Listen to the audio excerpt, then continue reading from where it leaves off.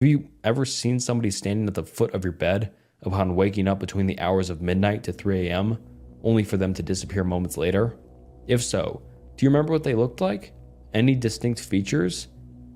As they continued probing me, my mind began conjuring up some of the strange shit that had happened after my roommate had moved in.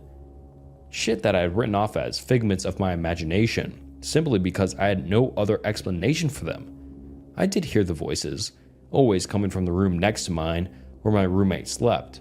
I was always so tired when I heard them, but I do remember it either sounding like a young woman or a man with an extremely deep voice. I could never make out any words, it always sounded like gibberish to me.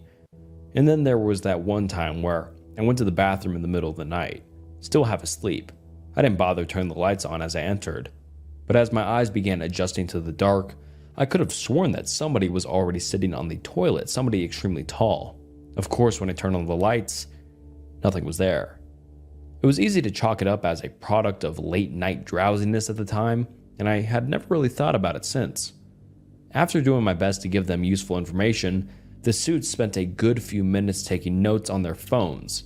Once they were done, they sat up quickly, told me that they'd be in touch before leaving the room. A cop came in a few minutes later and told me that since I couldn't return to the apartment, they would set me up in a nearby hotel until they, quote, were able to get the situation under control, and that I should stay put until they give me a call. What happened? I asked him. What did you guys find up there?